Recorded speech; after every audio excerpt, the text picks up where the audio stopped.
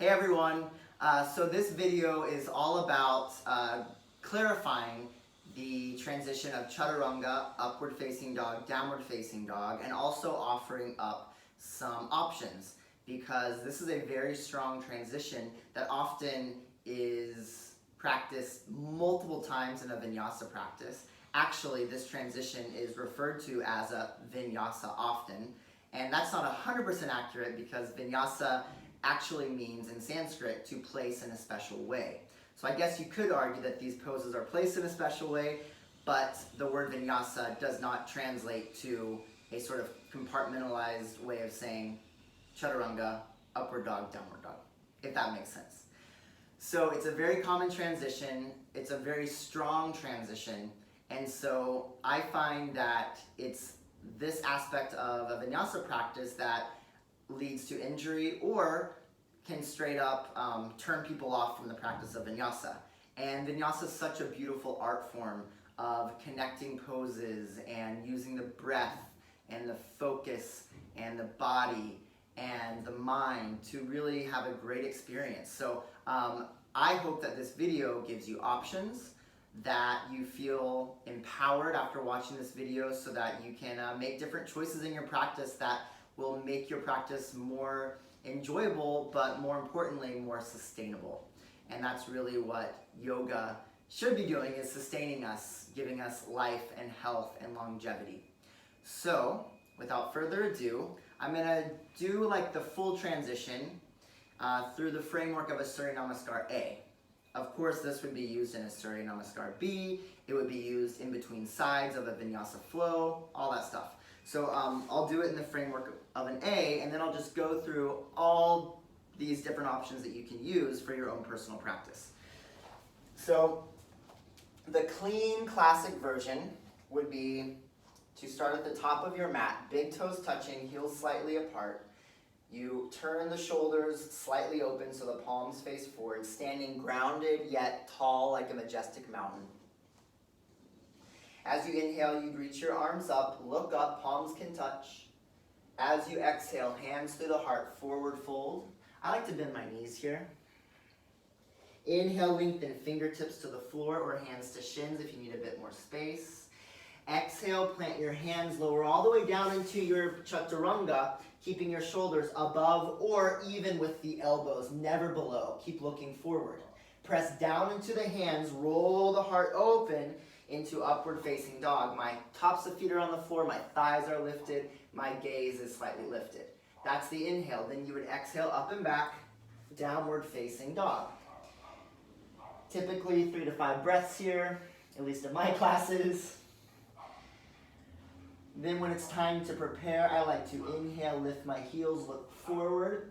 As I exhale, bend my knees, I step or jump between my hands. Inhale, lengthen. Exhale, fold. Rise up, inhale. And exhale, hands to my heart. So that's the full version, classic, clean, no modifications. So this next modification would be a knees down Chaturanga into sort of a rolling down to the chest and belly into a back bend of your choice. And I do the pelvic roll down, which you'll see in a second, because if we take the knees down variation, it makes more sense for the sort of the transition and the wave through the spine to melt the pelvis and roll down. Instead of taking the chest down first, then your butt is really high, which takes you so far out of the archetype of the shape of Chaturanga. Okay, so we go from Tadasana. Inhale, reach the arms up. Exhale, forward fold. Inhale, lengthen, look forward. Exhale, plant the hands, step back to plank, lower the knees down, but still shift forward. Bend the elbows. Now from here, this is where I like to melt my pelvis down, because if I don't, then my chest goes down, my butt is up, and I don't look like I'm in Chaturanga or even trying to do Chaturanga. So exhale, bend the elbows, then pelvis melts down. I roll down to my chest. Tops of feet into the floor. Inhale, cobra. So your hands can stay down, or you could always come into upward dog. Downward facing dog, your 3 to 5 breaths. Then you lift the heels, inhale, exhale, bend the knees, step or jump forward. Inhale, lengthen. Exhale, fold. Rise up, inhale. Hands to heart, exhale. Okay, now say you don't want to do the push-up at all. Then this option is really cool because you can take out the push-up, but you will still sync up with your fellow practitioners, say if you're in a group class or something like that. So this is called the swing through version. So Tadasana. Inhale, reach up. Exhale, forward fold.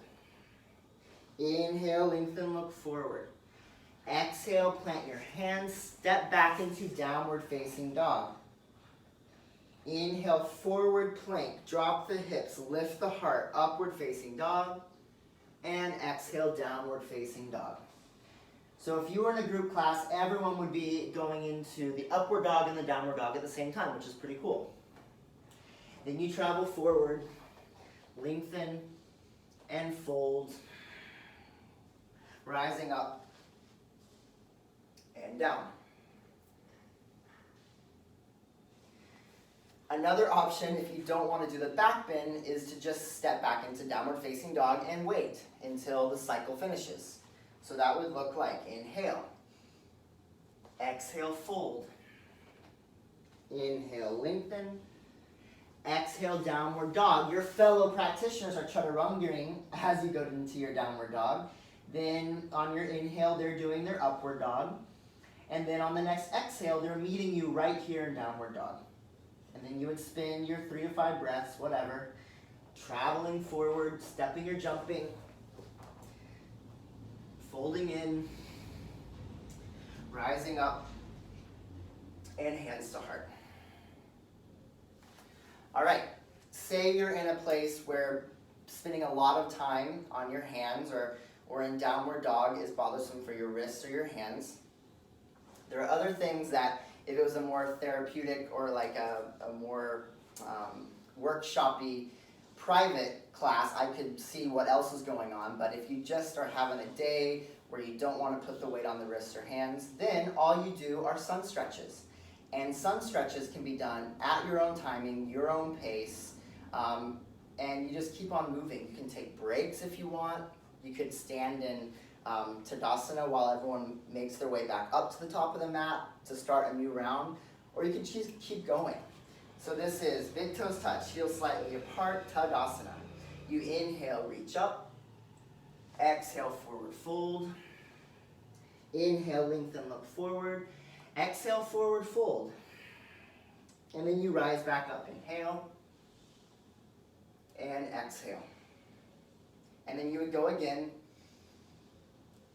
Or you could just wait until the full story around finishes, and you could always wait in your Tadasana pose.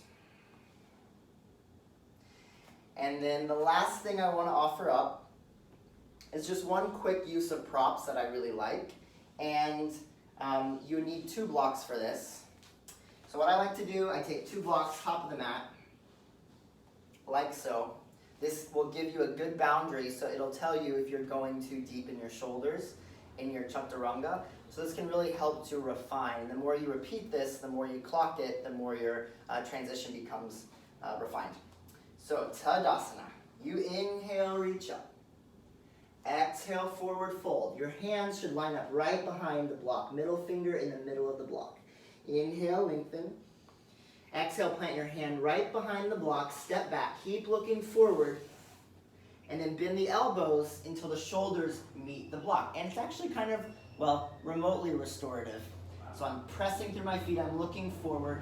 This is the hard part, though, from this whole transition, is that you don't scoop down to go up into your back bend. You actually come right out of your Chaturanga by pressing into your hands, pulling in your belly to lift all the way up into your upward facing dog. So then go downward facing dog. So, now you have lots of options. Yoga is all about gleaning tools that can then become options. And these options bring a more more bountiful, beautiful practice, because you have things to choose from. You have choices, and choices are nice to have.